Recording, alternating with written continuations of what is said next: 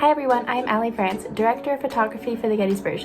In March, we launched our Great Work from Home initiative, in which we've asked the campus community to submit hometown spotlights, good times at Gettysburg photos, and Spotify playlists. We are now starting a new series called 60 Questions, where I will be interviewing various faculty, students, and staff, 60 rapid-fire style questions as a way to keep us connected during this time apart. The following interview will be with Professor Michael Birkner. He has been a history professor here since 1989, and he also received his undergraduate degree here at Gettysburg. He has had an incredibly accomplished career through his journalism, teaching, and research, particularly through his studies on President Eisenhower. He also serves as the current chair of the history department as well as the college marshal. And to get to know him just a little more, here are 60 questions with Professor Birkner. Are you ready to get started? I am. Yeah, Okay. yeah. Great. Who do you find to be an inspiration to you? Well, you'll not find a surprise in this answer. It's healthcare workers in every capacity. Question number 2, what is your biggest pet peeve? Well, I would first say probably people who litter anywhere, especially on our campus. But I suppose my personal pet peeve is inconsiderate drivers who push bicycle riders off the road in Adams County when you're riding where there's no shoulder, and they always have to rush to get ahead of the car that's coming in the other direction. And they make it a rather dicey situation for the bicycle rider. So that would be another pet peeve. Absolutely. What's a movie you feel you have seen 1,000 times and would love to see 1,000 times more? Well, I'll bet my answer will be one that other people will say too. The Godfather Part 1. If you could experience reading one book again for the first time, what book would that be? Yeah, I thought about that one. And my answer is Moby Dick, which I read in college and haven't read since. And that's a long time ago. And so, yeah, that made me think. And yeah, I'd like to read Moby Dick as though it were the first time. Great. What book has positively shaped your idea of the world? Yeah, and that was a great question for me because books do shape us. My answer is the Autobiography of Malcolm X, which I read when I was in college. I did not grow up in a particularly diverse part of the world. And reading that book introduced me to ideas and people that I was not familiar with in a very powerful way. And also the whole idea of not only racial injustice, but also of people working together, because that's one of the messages of the autobiography. What is your favorite board game? Well, the board game that I came up with is one I'm not sure is still in existence, Stratego. I played it innumerable times when I was a young fella, 12, 13, 14 years old in particular. And if you could play that game with anybody living or dead, who would you like that to be? I'd play with the fellow I played with, when we were 12, 13, or 14. I would round him up and play Stratego against him because we had many a contest of that game. It involves a fair amount of strategy and memory, and we were pretty evenly matched. I'd like to see how we're doing today as old timers. You could make a rule for a day and everybody had to follow it. What would that be? I would say be kind in your personal interactions with others everywhere along the line, whether it's family, friends, or people you're seeing just casually. Always be kind. If you could time travel, what period would you like to visit? I'm going to pick the year 1789. That's the year that the new nation, got going with George Washington as the first president. And I would love to have been in Philadelphia in 1789 to watch in this relatively small city, watch the big shots do their business, and maybe even catch a fleeting glimpse of Benjamin Franklin being carried from his home to some meeting. That would be pretty sensational. Great. As a child, what did you wish to become when you grew up? I have an answer for you, but it's not as a child so much because I don't think I had any dreams as a child along the lines of what I'd be as a grown-up. But when I was a teenager, I wanted to become a political journalist. Who was your favorite teacher or professor you have ever had that really shaped your educational experience? The teacher who impacted me the most was my 11th grade history teacher, And he was a Gettysburg College graduate. His name was John Habib. And he never pushed Gettysburg College, but he was such a great teacher that growing up in a household where nobody had gone to college, I immediately thought Gettysburg would be an interesting place to go to college because it had produced such an interesting person who taught me and got me fired up about history. What is your favorite spot on campus? Yeah, this is an easy one. 213 Weidensaw Hall. It's my office. If you could make a cameo in any TV show, what would it be? Blue Bloods. Who is your favorite president? Easy. Dwight Eisenhower. What's the best advice you've ever received? It would run something like this, and it actually was told to me when I was a young man starting out as a journalist. He said, Michael, when you suspect malevolence, consider incompetence.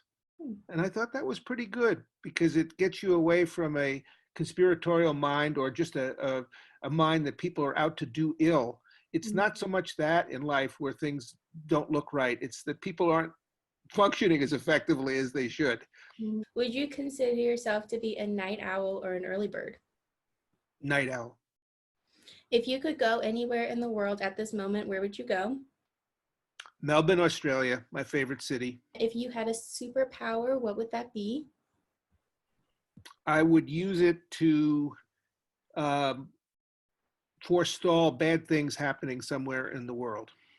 What is your favorite plot twist? It could be in a book or a movie. I watched a movie many years ago with Orson Welles called Strangers on a Train, which I think had a twist at the very end in terms of his character and the plot. What is a movie that has left the biggest impact on you? The movie that's left the biggest impact on me is a documentary, a 9.5-hour documentary called Shoah by Claude Lanzmann. It's about the Holocaust. And when I first saw it in 2 sittings in 1985, it blew me away. And I still use it almost every semester, a smaller portion of it in my historical methods class. It made a huge impact on me. Awesome. When do you feel you're most confident? I would say when I taught a good class and I've walked out of that class, or I've written something that's good, then either one of those would make me feel that way. What never fails to make you laugh? Oh, I would say mostly watching my 7-month-old granddaughter play. That tends to make me smile and laugh more than anything. What was the first thing on your to-do list this morning? Go out to the local grocery store and buy a copy of the New York Times in paper, since we no longer can get it by subscription in Gettysburg. I have to have my morning fix of the New York Times. Great. What is your go-to breakfast typically? Well, if you're saying about going out of my house, it would be the Avenue Diner on Steinway Avenue until it closed because of the coronavirus. At home, it would be cherry yogurt, an English muffin, or a bowl of honey bunches of oats cereal. Is there anything currently at the top of your bucket list? And if so, what is it? Well, the very top would be to get back to Australia again. My long-term bucket list includes visits to Cuba and Vietnam, both of which have special interest to me. What is one word your family would use to describe you? They would call me a workaholic. What is your most prized possession? I would say old family photographs. What is your favorite ice cream flavor? Chocolate chip. What is a song you could listen to on repeat? Here Comes the Sun by the Beatles. What is your favorite Bob Dylan song? Yep, and it's the times they are a-changin'. Who are 3 people, living or dead, that you would want to be seated at a dinner table with? Yeah, I like that question.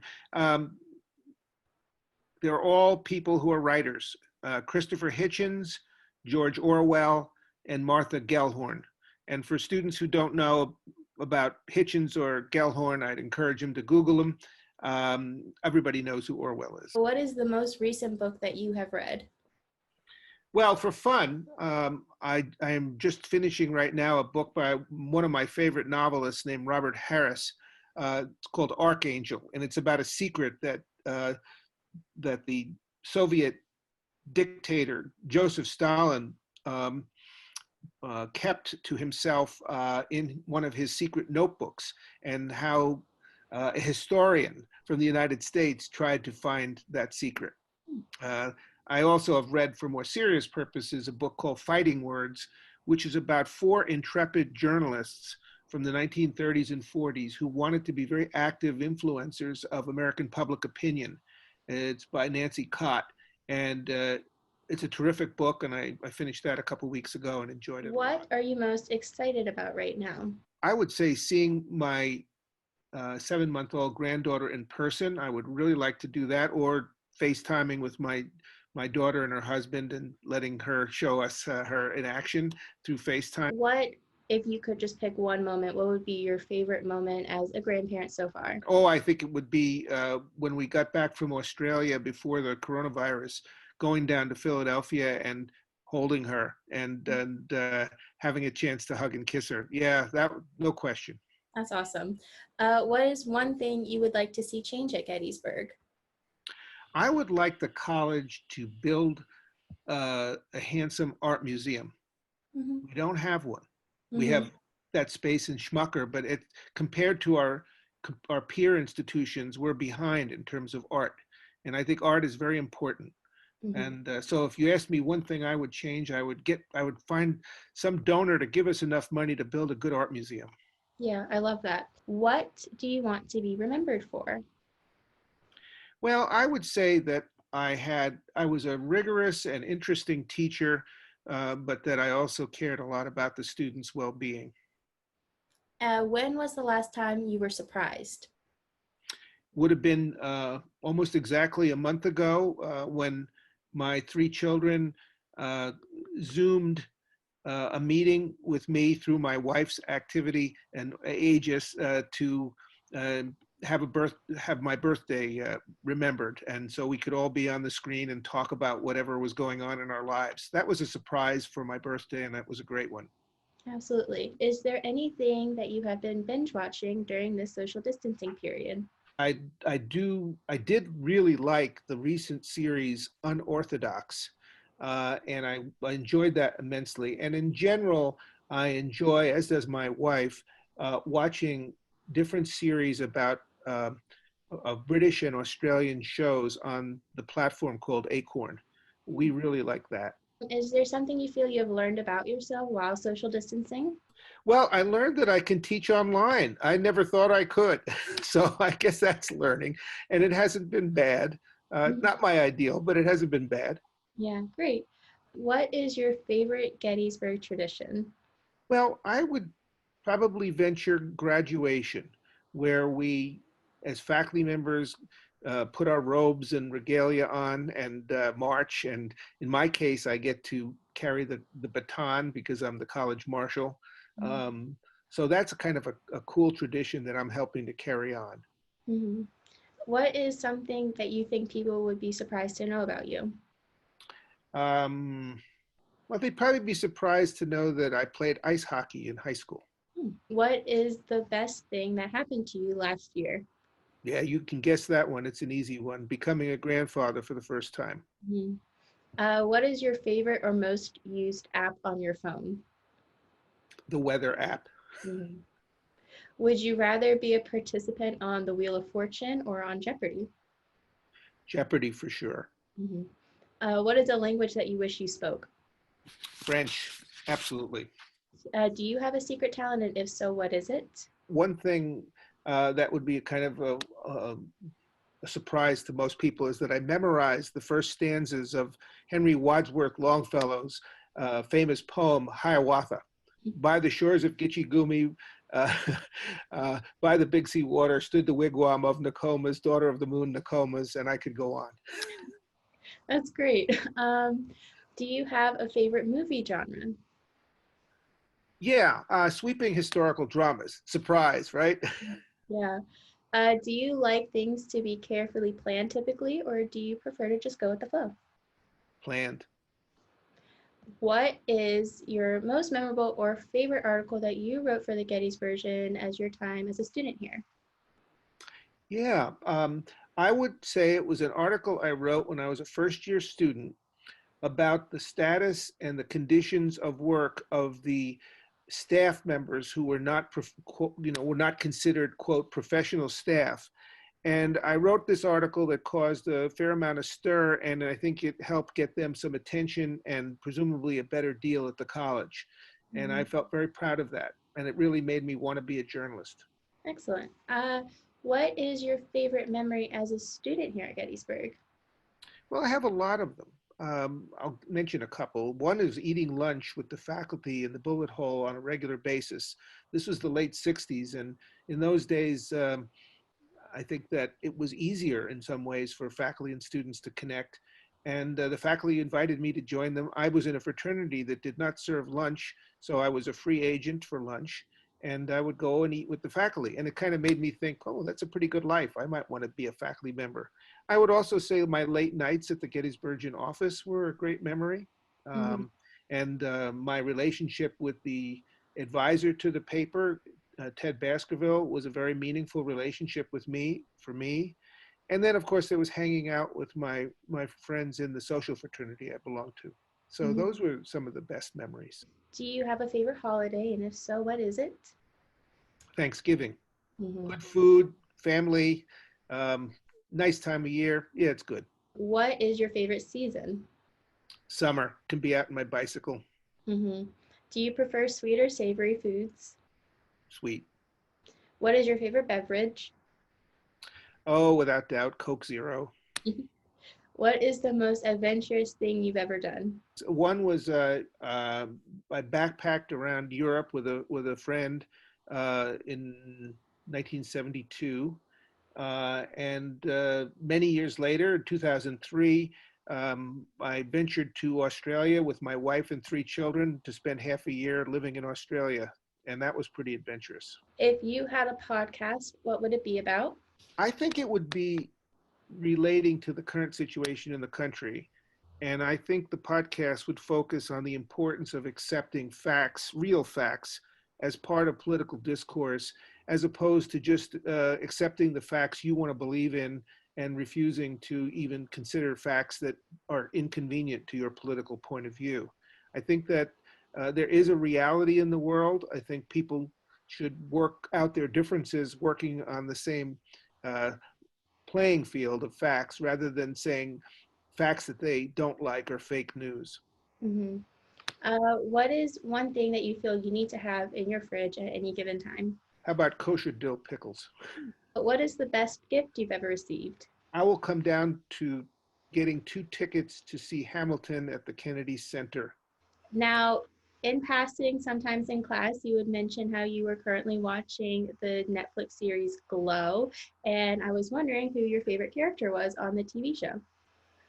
Oh, it's the Alison Brie character, but she just carries it so much, and she's Mhm. terrific. And she's vulnerable, she's tough, right? She's Mhm. charming, she's sensitive, she's flawed, she's human. She's Mhm. great. Yeah, I agree. And now for our 60th question. What is an important life lesson that you think other people should know? I would say it would be to consider things in any discussion you have or any issue you have with another person from their point of view before you press your own. Always recognize that there are two sides to almost every equation, and we can't be self centered only in the way we make our case for something. We have to take into account what others think, and maybe it will shape a little bit how we think. Mhm. Okay, great. Yes, thank you for answering 60 questions with me. If you want to stay up to date on all things the Gettysburgian, as well as with our Great Work from Home initiative, you can follow us on Facebook and Instagram at the Gettysburgian and on Twitter at GC Gettysburgian.